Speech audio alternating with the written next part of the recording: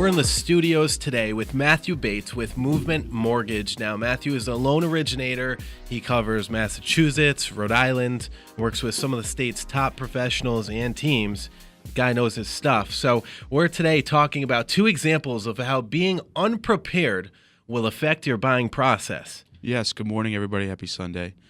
It was a great week last week. But yes, there was two scenarios that have happened to me recently that I've come across my desk where buyers were very, and as you know, the amount of houses on the market right now is very, very low. Very low. And the amount of buyers that are on the market are just as much as they've ever been, if not a little bit more. So everybody's chomping at the bit for the same piece of steak. Yeah. And there's not much meat on that. We probably have 3 to 4 buyers to every house. Exactly. So what's happened in the past, these are two most recent scenarios. I had one buyer that was increased their comfortability of where their purchase price was because they weren't finding anything in the realm that they were qualified for. Okay. So they went up. They started looking at houses unbeknownst to the. I wasn't the lender. Okay. I came in and saved the deal afterwards to get them better prepared for it. You seem to do that often. But they had come to my desk and they had started saying how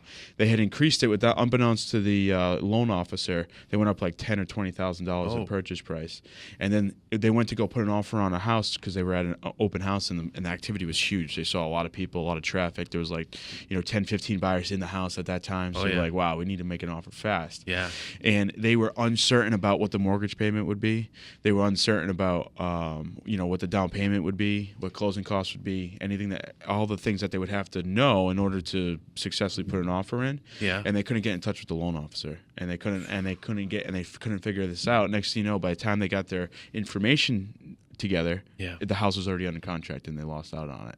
So that came back and I was like, okay, makes it even more important and a bigger reason why you need to be very, very prepared, very, very educated on your financial portfolio, how it translates into your mortgage and what you're qualified for, and how taxes and down payment and how all of that affects what your mortgage payment would be. So that way, when you do see that house, you can hop all over it and you don't have to. You're confident and not uncertain. A lot of variables there. And one of the things that I like that you do, I've seen you do it with my clients, is you're going to go over all the situations. You're going to go over, the lowest case scenario with them. You're going to go over mid-range and the highest case scenario. And I've seen it, and I think the idea is not to sell them a larger mortgage, but to actually show them what it would cost if they had to overbid, because a lot of times in this market, Matt, you're seeing it too. Houses are going at or above list priced all often. the time. Yeah. And you have to be confident in that space, and if you're not, it's because you're not prepared properly. You're not educated about the whole thing, and you need to be. One of the things that we do too when we're working with buyers and with you is we tell them, like, look, where's your monthly? Where are you going to be comfortable monthly? Now, aside from that, like, look, you may be pre-approved for $300,000, but what you're looking for, we think we can get you at $250,000. Right. So let's start shopping there. Right. Let's look there. And now your monthly payments are going to be a couple hundred less. And if you have to go up, you can. Right. And then, Matt, you can just write a whole new pre-approval letter for them or have one in our back pocket prepared. Right. And then there was another scenario where this was my client, but the client had a couple of skeletons in the closet, and it's not like anybody, most buyers have something that they're dealing with on a regular basis. It's very common. It's nothing you should be scared about. In fact, you should actually really, if the goal is to buy a house, you should talk to somebody and get it out of the way. That way you don't have to deal with it. You can go under agreement. I had a client and I said, well, we have to clean this part up in your financial portfolio in order to get you pre-approved. Yeah. But if you were to do that, you're approved for a $250,000 house. So they took that conversation without my pre-approval letter and they started looking at houses. Oh, no. And I was like, listen, I'm not going to issue a pre-approval letter unless we clean up this skeleton. I'm willing to help you do that. Yeah. And I have the tools and the resources to do so. But if you're not willing to do this, I can't issue a pre-approval. Or sure enough, they go to an open house. Sure enough, they like a house that they want to see. And sure enough, they want a pre-approval letter that I don't feel comfortable giving to them because they haven't proactively prepared to go under agreement on that house. And it wasn't like I didn't tell them that they needed to clean that up, but they did, and that there's a big skeleton there, and it's going to come out and scare you later if you don't do it now.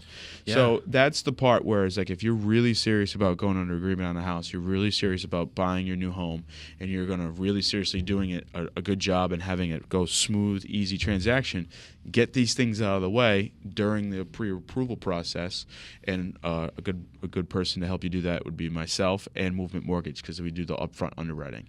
And upfront underwriting, it forces the buyer to clean up all those skeletons that can come out and scare you later in the process. That's awesome. That's been a phenomenal program. No, I just gave 2 examples of some not so happy scenarios that have happened that I was a part of, but I also want to give an example of what can happen if you do it right. Yeah. I have a client who came to me, and they went through the whole process of getting upfront underwritten. Yeah. And they're in the $250,000 to $300,000 range. They can go a little bit higher than that, but their budget allowed for $250,000 to $300,000. Okay. But they had all their ducks in a row. They had everything done. I had asked them they gave me all their documentation. They did all the homework, all the paperwork that I put every buyer through. They got it all done before they even started shopping.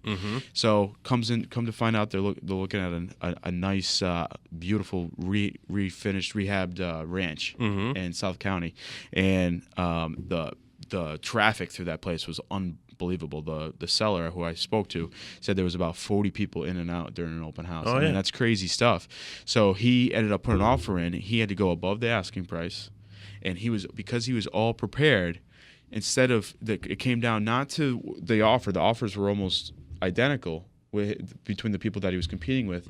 Was the fact that I could get them closed in under 30 days. That's huge. And so everybody else needed 30. Some of them need 45 days. They put the closing. Maybe some of them had a house to sell.